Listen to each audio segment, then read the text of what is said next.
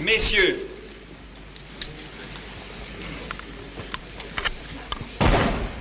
l'indépendance du Congo constitue l'aboutissement de l'œuvre conçue par le génie du roi Léopold II, entreprise par lui avec un courage tenace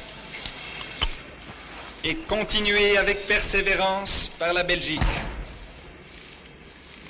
Elle marque une heure décisive dans les destinées, non seulement du Congo lui-même, mais je n'hésite pas à l'affirmer, de l'Afrique tout entière.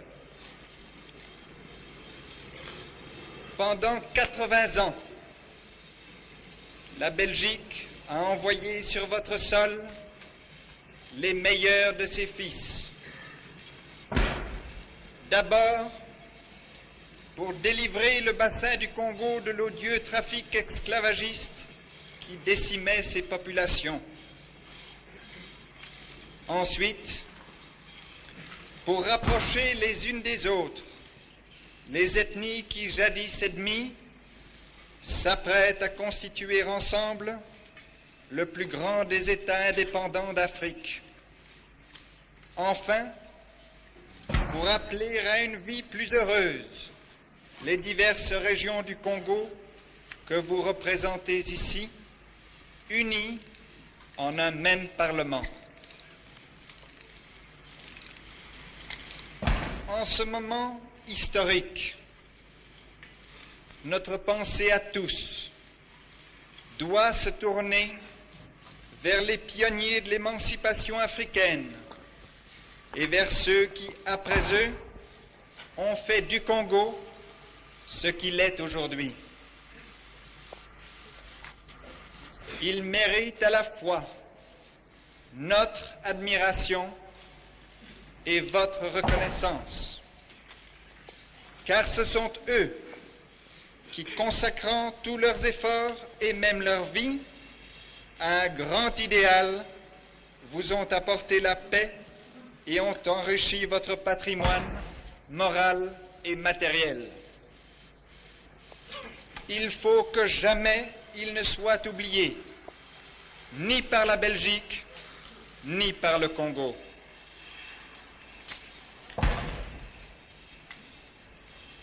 Lorsque Léopold II a entrepris la grande œuvre qui trouve aujourd'hui son couronnement, il ne s'est pas présenté à vous en conquérant, mais en civilisateur.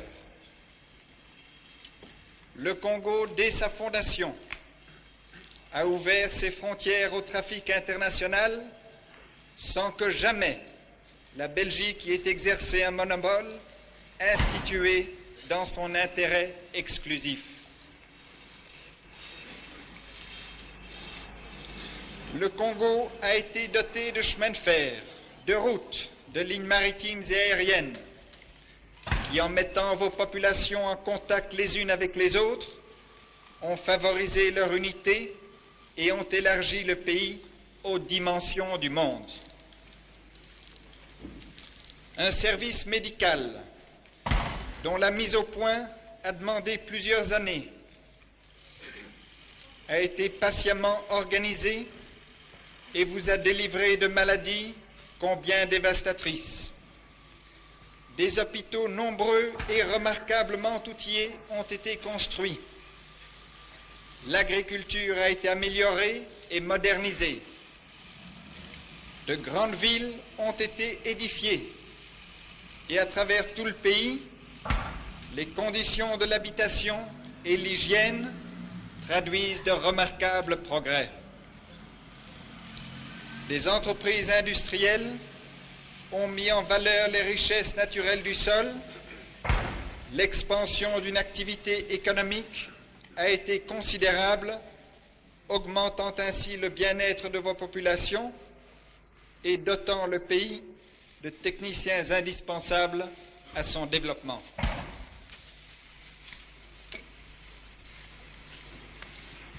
Grâce aux écoles des missions, comme à celles que créèrent les pouvoirs publics, l'éducation de base connaît une extension enviable. une élite intellectuelle a commencé à se constituer, que vos universités vont rapidement accroître. Un nombre de plus en plus considérable de travailleurs qualifiés appartenant à l'agriculture, à l'industrie, à l'artisanat, au commerce, à l'administration, font pénétrer dans toutes les classes de la population l'émancipation individuelle qui constitue la véritable base de toute civilisation.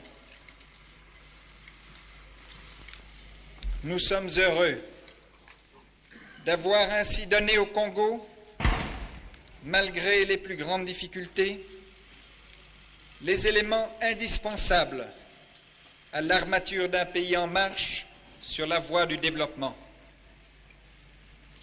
Le grand mouvement d'indépendance qui entraîne toute l'Afrique a trouvé auprès des pouvoirs belges la plus large compréhension. En face du désir unanime de vos populations, nous n'avons pas hésité à vous reconnaître dès à présent cette indépendance. C'est à vous, messieurs, qu'il appartient maintenant de démontrer que nous avons eu raison de vous faire confiance. Dorénavant, la Belgique et le Congo se trouvent côte à côte comme deux États souverains, mais liés par l'amitié et décidés à s'entraider. Aussi, nous remettons aujourd'hui entre vos mains tous les services administratifs, économiques, techniques et sociaux, ainsi que l'organisation judiciaire, sans lesquels un État moderne n'est pas viable. Les agents belges sont prêts à vous apporter une collaboration loyale et éclairée. Votre tâche est immense et vous êtes les premiers à vous en rendre compte.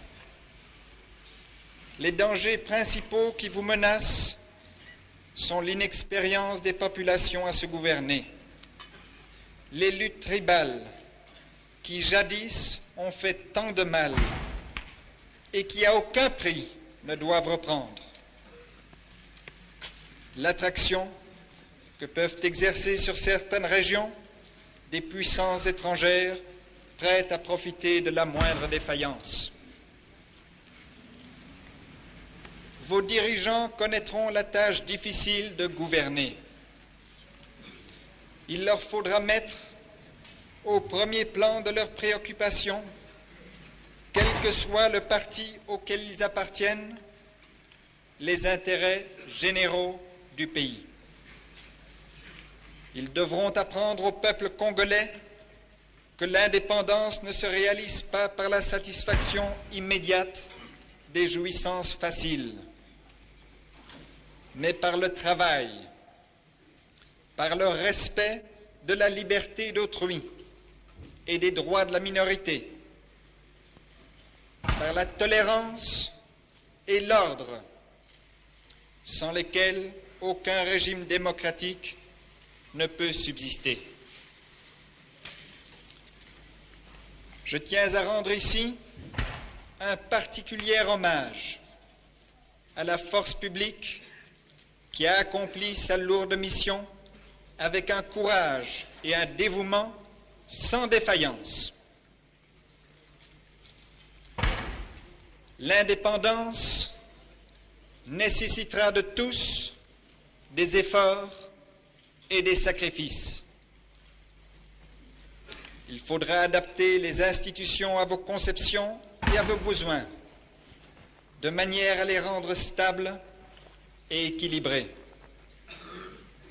Il faudra aussi former des cadres administratifs expérimentés, intensifier la formation intellectuelle et morale de la population, maintenir la stabilité de la monnaie, sauvegarder et développer vos organisations économiques, sociales et financières. Ne compromettez pas l'avenir par des réformes hâtives. Et ne remplacez pas les organismes que vous remet la Belgique tant que vous n'êtes pas certain de pouvoir faire mieux. Entretenez avec vigilance l'activité des services médicaux dont l'interruption aurait des conséquences désastreuses et ferait réapparaître des maladies que nous avions réussi à supprimer. Veillez aussi sur l'œuvre scientifique qui constitue pour vous un patrimoine intellectuel inestimable. N'oubliez pas qu'une justice sereine et indépendante est un facteur de paix sociale. La garantie du respect du droit de chacun confère à un État dans l'opinion internationale une grande autorité morale. N'ayez crainte de vous tourner vers nous. Nous sommes prêts à rester à vos côtés pour vous aider de nos conseils, pour former avec vous les techniciens et les fonctionnaires dont vous aurez besoin. L'Afrique et l'Europe se complètent mutuellement et sont appelées, en coopérant, au plus brillant essor.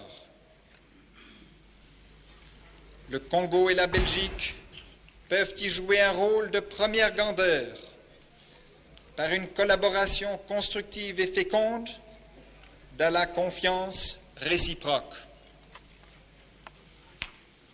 Messieurs, le monde entier a les yeux fixés sur vous. À l'heure où le Congo choisit souverainement son style de vie, je souhaite que le peuple congolais conserve et développe le patrimoine des valeurs spirituelles, morales et religieuses qui nous est commun et qui transcende les vicissitudes politiques et les différences de race ou de frontières. Restez unis et vous saurez vous montrer dignes du grand rôle que vous êtes appelés à jouer dans l'histoire de l'Afrique. Peuple congolais, mon pays et moi-même, nous reconnaissons avec joie et émotion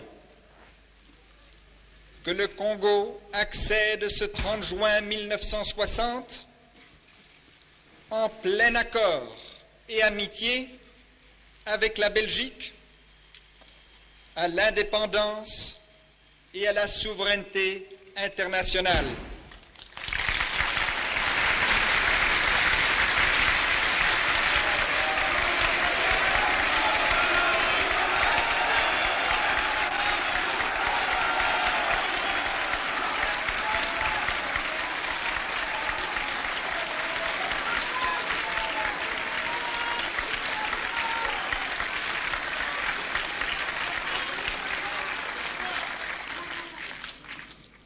Que Dieu protège le Congo.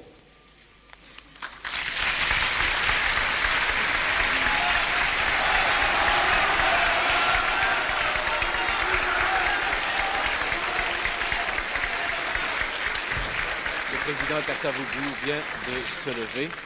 Dans quelques instants, il prendra la parole.